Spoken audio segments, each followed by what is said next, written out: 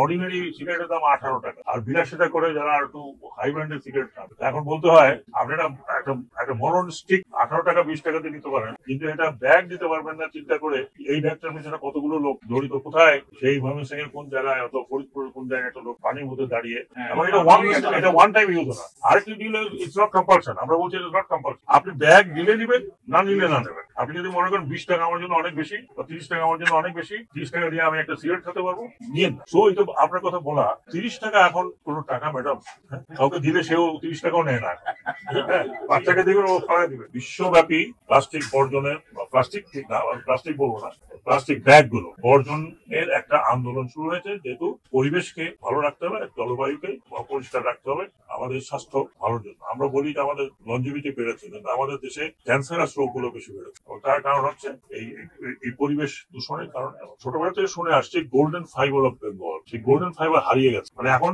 পাট সম্বন্ধে অনেকে জানেই না, আমাদের ইয়াং ছেলেবেলে, ইয়াং জেনারেশন পাট সম্বন্ধে জানেই না যে পাটটাকে কিভাবে চাষ করতে হয়, কিভাবে পাটটাকে বের করতে হয়, অত অনেকে দেখাও নেই, মনে হয় না, বিশেষ করে ঢাকা শহরে যারা থাকে। এই পাট কত বড় অর্থকরী ফসল, এটাও তো আমরা এখন রিয়েলাইজ করবো আস্তে আস্তে। এটা হচ্ছে ন্যাচারাল ফাইবার, আর এখন এই ন্যাচারাল ফাইবারটারই উপরে জোর বেশি সমগ্র বিশ্বে। তো আমরা আশা করি আমরা যে আজকে এই উদ্যোগটা নিলাম অন্তর্বর্তীকালীন সরকারের একটা, আমি মনে করি যুগান্তকারী উদ্যোগ। এই উদ্যোগের সাথে আপনারা জড়িত, যারা সুপারশপ করছেন, আমরা সুপারশপ থেকে শুরু করলাম। এখানে পরিবেশ মন্ত্রণালয়ের সচিব মহোদয় আছেন, তিনিও এসছেন যোগ দেওয়ার জন্য। এটা পাট মন্ত্রণালয়, পাট ও বস্ত্র মন্ত্রণালয় এবং পরিবেশ মন্ত্রণালয়ের উদ্যোগে হচ্ছে, কারণ পরিবেশটাই সবচেয়ে বড়। আর এটা প্রথম হয়তো আমাদের যারা শপার আছেন তাদের কাছে হয়তো খারাপ লাগতে পারে, টাকা দিয়ে কিনতে হচ্ছে, কিন্তু বিশ্বের কোথাও আপনি বাইরে গেলে কোনো সুপার শপে আপনাকে ফ্রি ব্যাগ দেয়। তো জিজ্ঞেস করে আপনি ব্যাগ নেবেন, ব্যাগ নিলে পয়সা দিতে হবে, ব্যাগ যদি না নেন তাহলে পয়সা দিতে হবে। আমরা সেই সিস্টেমে আসছি। আমি মনে করি এই সুপার শপ গুলোতে যারা আসে ঢাকা এবং ঢাকার বাইরে, তারা 20 টাকা 25 টাকা 30 টাকা দিয়ে একটা ব্যাগ কিনতে পারে,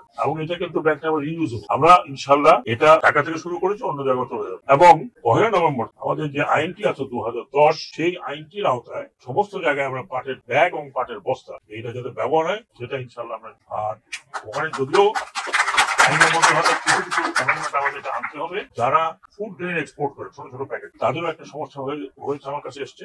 আমরা চেষ্টা করবো যে সেইটাও অ্যাড্রেস করার। আমরা চাই না যে আমাদের ছোটখাটো রপ্তানি যেগুলো হয় ফুড গ্রেন বিশেষ করে, যেখান থেকে আমরা অনেক টাকা আর্ন করছি, সেটা নষ্ট যেত না। কাজে সবকিছু ব্যালেন্স করে আমাদেরকে ইনশাল্লাহ আমরা 1 নভেম্বর এটা করবো। আর আপনারা আশা করি আমাদের সাথে সহযোগিতা করবেন। কারণ আপনি একটা কথা মনে রাখবেন, যেই পাটের ব্যাগটা আপনি দিচ্ছেন, এটা আপনি এখানে দিচ্ছেন, কিন্তু যে লোকটি সারা বছর ধরে পাটের চাষটা করে, পানির মধ্যে দাঁড়িয়ে থাকে এবং তার ফ্যামিলির জন্য সেই কাজটা করে, আপনি তাকে সাহায্য, আপনি এদেশে প্রান্তিক চাষিদেরকে সাহায্য করছেন, এবং যখন তারা দেখবে যে তাদের প্রোডাক্টটা বিক্রি হচ্ছে, তখন তারা আরো উৎসাহী হবে। এখন আমাদের কত 78 লাখ 78 লাখ বেল, কিন্তু 78 লাখ একসময় এই অঞ্চল থেকে পাট বিক্রি করে অনেকে ধনী হয়ে গেছে। আজকে যারা পাটের বিজনেস করছেন, তারা খুব কষ্ট করছে। আমার সামনে দাঁড়িয়ে আছেন বিজিএমই এর একজন, ওনার অনেক সমস্যা আছে, তারপরেও তারা কিন্তু করে যাচ্ছে। তারা কাঁচা পাট বেশিরভাগ। আমরা আশা করি ভবিষ্যতে আপনারা একটা ইন্টারনাল মার্কেট পাবেন বড়, এবং একই সাথে কাঁচা পাটটা হয়তো আপনি কম করবেন, বাই প্রোডাক্ট গুলো আপনারা। আর কি বলে রাখি যে আমরা চেষ্টা করছি